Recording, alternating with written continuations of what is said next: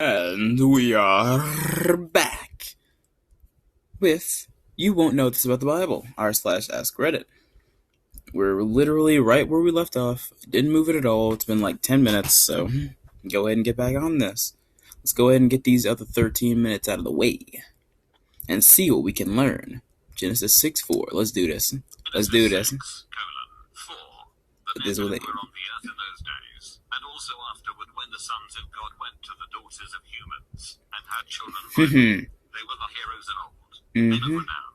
I'm also a huge Diablo fan. Oh, So yeah. that's partly why I find this part so interesting.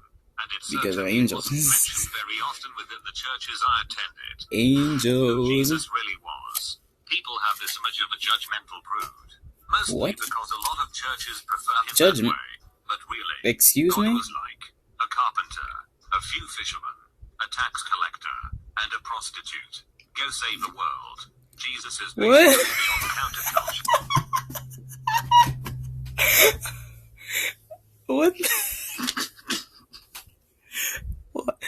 Oversimplification? What the heck? Carpenter, a few fishermen, a tax collector, a prostitute, go save the world.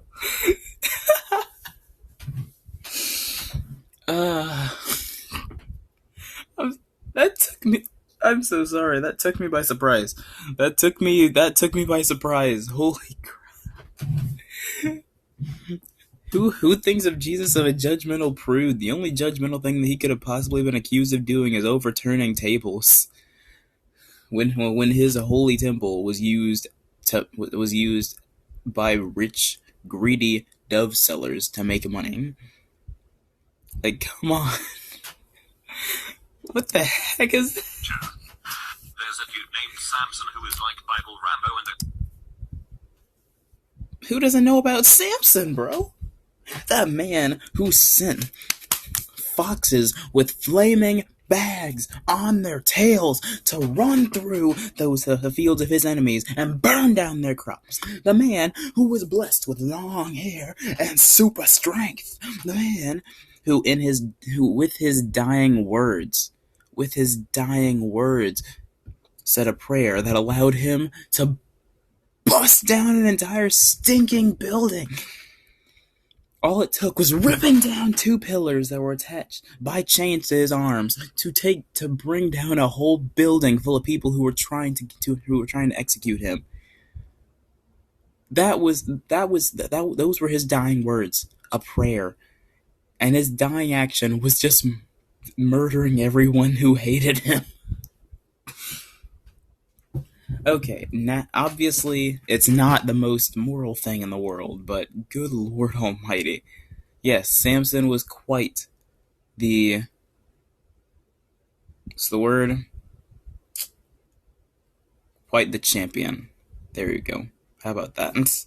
Whatever. the kill is all in one. Like, come He on. talks about killing 1,000 men with the jawbone of a donkey because Yep. he was at war with them. He fell in love with a woman of the warring tribe. He did, I think. and And she's... then he tells her that the reason he is super strong is because he hasn't had a haircut. He hasn't had a haircut. So she cuts his Guesses? hair Yep. as he sleeps, and he loses And his last power, prayer. only Talk to about be it. killed the next Talk day. about it. TL. Dr. Bible Rambo falls in love with the enemy. They didn't even stinking talk about... They didn't even talk about what he did before he was killed. He killed everyone who hated him.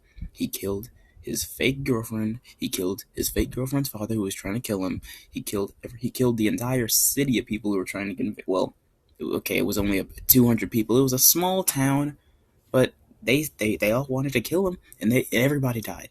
If he was gonna die, he was taking everybody with him, and he did. And he did. And he dies. Crucifixion is said to be the worst pain imaginable. Yes. This is why we have the word excruciating, which derives from the Latin word crux or crucis. Okay. Jesus drove a Honda, but it must have been an old No, model, it as he wasn't. doesn't like it No, very much. no, In John no, 12:59, he no, clearly says, no, "For I shut did up." not speak of my own accord." No. Part 3. Dang it, these stinkers and their Bible jokes. These stinkers and their little puns. Oh, man. Dang Go it. the extra mile, the third call of Jesus in the same passage. Today we use this saying in the same way we say give 110%, but it actually has a much different meaning. If anyone forces you to go 1 mile, go also the second mile is the actual verse, and the anyone that Jesus is referring to are Roman soldiers, who would often force the lower classes to carry their armor. As you can imagine, this sucked for the civilians. Roman law actually dictated that soldiers could force people to carry their armor for no more than 1 mile. Yep. If the Roman soldiers made people go over that 1 mile, severe punishments were handed out by commanding officers. So they have to do it. Imagine the panic in a Roman soldier's eyes when he sees the civilian who is carrying his heavy armor continue walking after the 1 mile marker. If he wasn't already being beaten by his commanding officer, he would beg and plead. Maybe force the civilian to give up their burden. Beg and plead them. Like, please, stop walking. The civilian reasserts human dignity and takes back the power. Jesus is showing his followers how to protest and neutralize oppressive systems in these passages. TL. Dr. Jesus stands for, and with the oppressed. Yes, what we think we know about the Bible is totally changed when we read it through this lens. Guy-on-guy action is fine. If you're a stoner, shut up. Leviticus chapter 20 verse 13. No. A man old who layeth with law. another man shall be stoned. Old law. And Jesus gave his Good people Lord. 2 rules. 1. Love God before all things. I saw Leviticus and the first thing I thought was old law. I didn't even take any mind to the pun that was sitting there. Of course, I didn't even notice the pun until it was thrust at my face. 2. Love your neighbor as Jesus loved you. Basically, Jesus said ignore every rule from the Old Testament and just remember these 2 things. Exactly. This is all he wanted, yet most Christians can't even get that right. Ooh. Ooh. Hey, that's what that's correct. That's correct. The Old Testament is the old law. That's the freaking point of it. It's for savages. We don't follow that crap. The Lord gives us very clear-cut commandments. You can't love your fellow man, then you are not a child of God. You can get out. You're not invited to the cookout. Nah. Get out of here.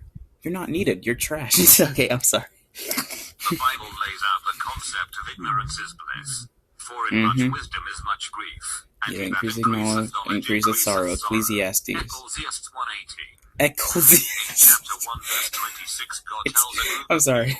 Like 26, then God said, let us make mankind in our image, in our likeness. Then God blesses the people with a few verses left in the chapter. You might get into a debate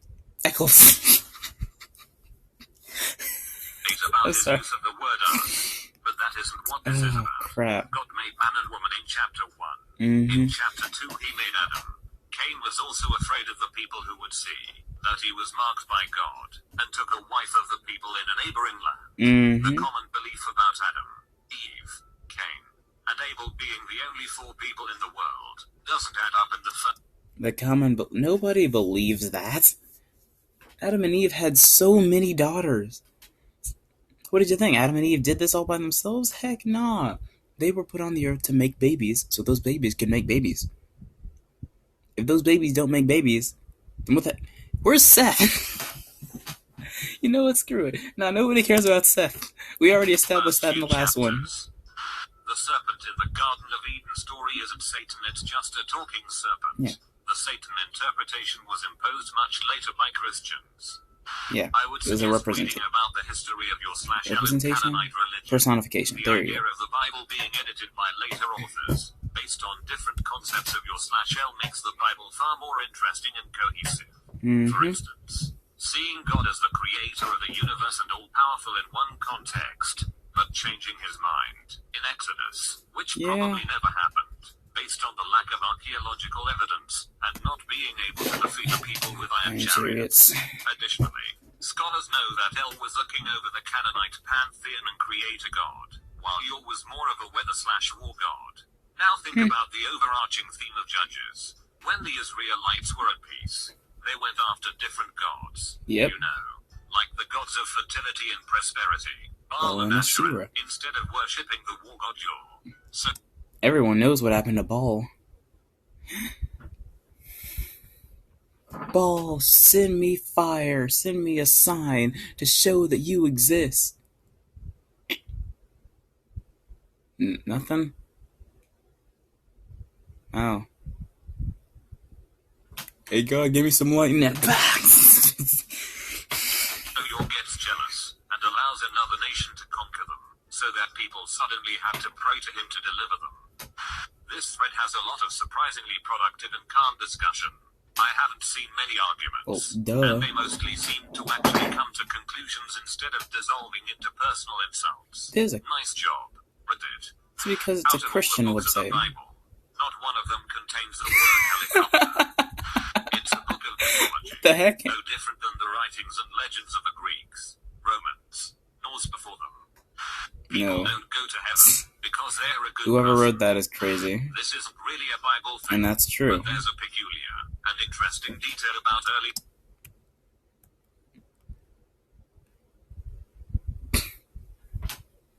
Nah.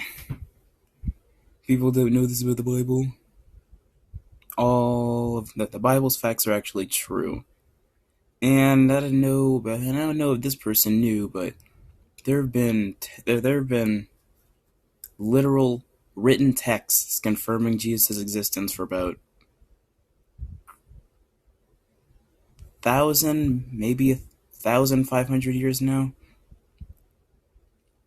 Yeah, somebody needs to get this dude a book. Sorry about that. This isn't really a Bible thing, but there's a peculiar and interesting detail about early depictions of Jesus that seems to be shied away from. What's that? And ignored by modern Christians. In early art, and I mean like Roman period art, baby. There have been discovered paintings and mosaics of Jesus performing his miracles with a wand, or staff. But they are fairly similar. Like As Gandalf? someone who has always been annoyed with the idea that what God does isn't magic, but Isn't it's literally magic? things happening magically, and that the church persecutes magic and its practitioners for nearly its whole existence. I have to laugh that early interpretations have him wielding a wand. I mean, I gotta laugh too. What kind of Christian? What Christian denies the existence of magic or the supernatural? Like, come on. You think animals just appear out of nowhere? Nah, the Lord wanted them to appear, so He made them appear. Like, what can you call that other than magic? Obviously, you can call it spiritual power, but in this case, spiritual power is still gonna be magic. Like, come on, son. Nah. A real Christian would not think that. When he turns the staff into a snake, like the magicians did. There were literal sorcerers with the Pharaoh who did the exact same thing. The sorcerers who use magic. So that means they're all using magic, right? Like, come on. There were giants that are half human. Half human? Half angel called the Oh, right. It makes I forgot about those. Paper. Good gracious. Making this comment was worth the down votes. Great, Edit what? Number 2. Ignore first edit. There used to be like 20 down votes on this comment. What? There is quite a bit of secular history that backs up what the NT says about Jesus. Josephus, Tacitus, everybody knows that. Might not have that spelled right. Talk about a wise man called Jesus who had many followers. And the tribe we already know this. Were named after Christus, you know what? Who underwent the death. Let me look at this camera real quick. I'm gonna stop lying to you guys now, because I did not. I know specifics, but I don't know these specifics. So I'm gonna stop lying to you guys, and actually just let the video run. I did not know that Josephus actually. Wait, no, Josephus. I actually did know about him. I didn't know about Tacitus. I don't even think I know who Tacitus is, or Suetonius. Yeah, I didn't even know who those guys were. So, you know what? I'm gonna be honest with you. Claimed to see him after his death. Yes. Most of the extra-biblical sources that talk about Jesus and the early Christians were themselves either Jewish, and thus against the Christianes, or pagans who followed Roman religions, so they had no reason to be at all favorable to the new faith. But they mentioned Jesus anyway, because just how influential and well-known he was in the Talmud. Because, yeah, it's Jesus. There is an arrest warrant for Jesus. That's funny. Jesus of Nazareth. That's funny. Is to be stoned because he has practiced sorcery. Sorcery. And Israel to apostasy. If anyone has anything to say in his favor. And that just brings up that last question about magic.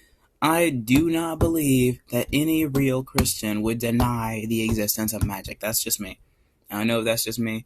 Like these guys call it sorcery, and it makes sense. You see a person rise from the dead. You see a person whose legs were broken, who was paralyzed from the neck down, immediately get healed. You see somebody with leprosy, boils poking out of their skin in all directions, just immediately be cleansed. Someone who's blind to see, someone who's on their period, just stop it. Like, come on, bro. What can you call that? Well, I said period, but an issue of blood. If it lasted for several years, then it's probably worse than just that time of the month, right? And immediately it stopped as soon as she touched him. Maybe that's just another aspect of evolution. Maybe. I wouldn't know much about it. I have not researched that issue of blood specifically, so I will go ahead and do that after this. Let him bring it before the great Sanhedrin now. Everyone knows Jesus was crucified. Yeah. But this arrest warrant was written in the future tense and never came to pass. But what it does make clear is that some crazy crap is happening sorcery. around this guy. Literal The full sorcery. story of Lot and his family. Lots of people know the part about God sending angels to tell him to get out. That town cause it's full of sinners and he's gonna burn that don't bitch word down. it like Then that. his wife turns around to look and gets turned to Because salt he for was whatever told. reason. That's But what they people said. don't know that one, so Oh, no. Freaking heck. Do you really think that I want to be reminded that that poor man got raped by his daughters? Why would I want to be reminded of that? Why the heck would I want to be reminded of that? I have not looked in that scripture in at least 7 years because of the fact that I did not want to know about it in the first place. Good lord. You know what? Nope. I'm not even reading that. Screw that. have children. Come on. Let's get our father wasted. Yep. So that we can With sleep wine. him and have children by him. Genesis 19:31-32. I don't want to Yes, read it that. Screw that, man. Come It pretty on. much contradicts itself throughout the whole thing, and is almost entirely brutally violent and evil. The Bible makes the Texas Chainsaw Massacre look like a spy That story. is actually... I was once Catholic. Read the Bible in my 20s, and then it was all over. No reasonable person can read it, and still call it the good book. It is the exact opposite of that. Pure hate of everyone and everything. That is not a God-worshipping straight adult male. Absolutely deplorable. The vast majority of Christians worldwide don't read it. Turn back to that last post, who obviously had never even looked into the New Testament. This thinker got into minor prophets and then said, "No, this is disgusting. The Lord gets angry and slaughters so many people. He's completely killing everything. He says they said an eye for an eye. They're murdering entire cities and burning things down with fire and brimstone. So that means that I'm not even going to look into the New Testament that actually has anything to do with the present day or any of the principles that people are supposed to live by. I'm just going to leave this image in my mind and leave it at that." That's so sad. That is so sad. It's sad that people just read a little bit of the Bible, of the holy book. They're called minor prophets for a reason. The things that actually happen inside of those books, yes, they are awful. Nobody wants to hear about the Lord getting mad and slaughtering entire cities, or just or laying waste to people because of the fact that he's angry. Nobody likes to see the Lord get angry in general, because when the Lord gets angry, awful things happen. And yeah, but even so, that doesn't mean you can just ignore the rest of the book. Like that, the Old Testament is just a group of stories.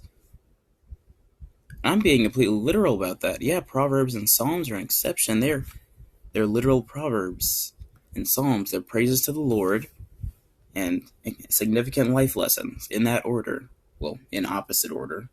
Wait, no, in that order. But just because you don't like what comes after that. Well, after Ecclesiastes.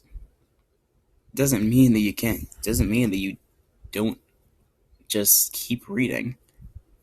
Like, that's so sad. It's so sad that just because of that one section of the Bible, prophecy, which has 17 books in it, that includes the major prophets and the minor prophets, people actually just decide to leave. It's because they don't know anything about Bible lore or how those stories fit in with the rest of the Bible. They don't understand how the old law and the new law, even the modern law, separate. They don't understand the beginning. They don't understand the Jewish, the Christian, and the Mosaic periods. I forgot the first period. But you know what? I have something to mourn. I have to mourn the loss of a Christian who didn't know anything about what he was worshiping. The Bible literally warns people about that. Literally in the New Testament, it asks by Peter. Yeah, I think it was Peter. What were you baptized off of? The person said, I was baptized because everyone else was being baptized. Baptized by Paul, baptized by Peter, baptized by this person. How can you be baptized and not know what you're worshiping? Like, if you stay ignorant of what you're worshiping, then eventually something's gonna come out of it that's just gonna knock you on your butt, and you're not gonna want to get back up. It's sad how just because somebody chooses to live in miseducation of their entire faith, that it's easy to knock them off because they have no foundation to begin with. Ah, crap. When I have children, I'm going to teach them everything that they can know about the Bible. I'm going to make sure they know every aspect, even the awful parts, because I don't want them to end up like that person. That would be sad. Worldwide don't read it, that would simply be sad. Selected passages are read and interpreted at mass by priests/ministers who put them into context. When people ask me what would Jesus do, in an attempt to help me keep my temper in check, I calmly remind them of Matthew 21:12, where Jesus He did not lose his crap. He flipped tables. Flipping tables, yelling, screaming, whole nine. That there is in the Old Testament a talking donkey who deliberately makes his own look like a total idiot in front of an actual angel. Shut up. Balaam and his donkey in Numbers. No, I don't want to. Wild ride. Well, for Balaam Shut anyway. up, please, no. But in Ezekiel 23:20 we have a description of some dudes who were packing serious heat. Literal super soakers. There she lusted after her lovers, whose genitals were like those of donkeys, and whose emission was like that of horses. It calls for the death of non-believers as much or more than ancient Islamic texts.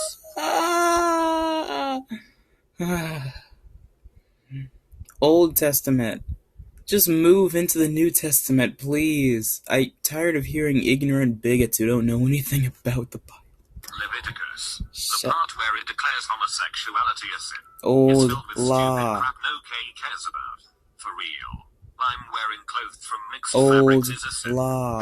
That's it's gone through a lot of revisions and edits. Stories added. Yes. Stories removed. Obviously. Not to mention language translations. The Bible we have today is vastly different than the original Bible that was written. Yeah. I would love to see what... This is for things people don't know about the Bible. Screw that. Nope. Books, letters, notes, 66. etc. that were collected over hundreds of years. 66 compiled books. Into a single book. It's not even universally agreed on which books should be in the Bible. Some Christian denominations have books in there that others don't. Take the Mormons, for example. So many people seem to believe it was all written at once sometime after Jesus' ministry, and left as the instruction manual for the church. There is a seriously strong passage, and left as the It was written once Who the heck believes that? Excuse me? I was unaware of I'm honestly surprised that so many people believe. I am too, because going off of that passage, I guess people... Instruction manual for the church. There is a seriously What? strong passage in the New Testament about women needing to keep their heads covered as a symbol of man's authority over woman. Most modern preachers try to explain it away, but any idiot with a single brain cell would know what the passage means, if they just read it. Source: I'm an ex-Christian. I covered my head for years, and argued with a lot of people about what this passage really means. Called out a lot of people for being hypocritical about following the whole Bible, including anti-gay texts, but not this passage, because this passage was personally inconvenient. Moses wasn't a Jew. The word used to mean who the heck didn't know that? I'm sorry. Being Yom in Genesis, when God creates the universe, can also mean period of time and a few other definitions. Who didn't know that? Give me things that people don't know. You know what? Maybe I'm just overreacting. I think I'm overreacting. I'm sorry. Interpretation of Genesis 1 with this in mind. Yeah, I know. Coincide with the believed age of the universe and Earth, as Yom could be referring to essentially eons for each portion of creation. It says that women shouldn't be able to teach or talk. That the Old Testament was never meant for Gentiles. People love to take the laws from the Old Testament and make fun of them, as if those are the laws today's Christians. Bro, that's what... Finally, somebody with a brain. I'm sorry, a lot of people have actually made really good points in this video, but come on. This should be common knowledge. Come on. You really think that it's called the Old Testament because you're supposed to use it in today's time? I don't even know why Proverbs and Psalms are in there, because whenever you have only New Testament Bibles, Proverbs and Psalms are right there with them. Sometimes Ecclesiastes, if you know where to find it. I don't even know why Psalms and Proverbs are there, but they are. So you have to take them as they are. Come on, son, this is not that difficult to understand. If people would just actually try, they'd get it. Whatever. To follow, if they are going to belittle or judge. Literally. I wish they would go by the current contract New Testament. Okay, we finally finished that video. 27 minutes. And most of it is just me talking, because the rest of the video was only 14 minutes to begin with. Man, there is so much. A lot of these things are just legitimate. A lot of them are very great points. A lot of them are things that even I didn't know. But some of them are just bigoted. I'm sad that they actually included that good stuff in there. Like, about people who read the Minor Prophets and completely dipped out because they didn't like what they read. How are you going to worship a book for decades and not know what the heck is inside of it? It's sad. It's honestly disgraceful to Christians in general. And you can't even blame them, because it was their parents' fault for raising them in a household where they were not willing to give them the whole brunt, the entirety of the Christian philosophy. Yes, obviously the Old Testament is not. It's not something that we should take and be... It's not something that we should take to heart and soul. We shouldn't use that as a template for our entire lives, but we need to know what is in it. Like, come on, guys. Teach your kids, please. Don't let them be in the dark about anything. Because if they have no foundation, then when that storm comes, it's gonna knock their house. It's gonna knock their whole structure down. They're gonna be blown right over, fall right down the mountain, into the waves, and drown. And that is legitimate. In any case, thank you guys for watching. Go ahead and get on out of here. This potato's out. Peace.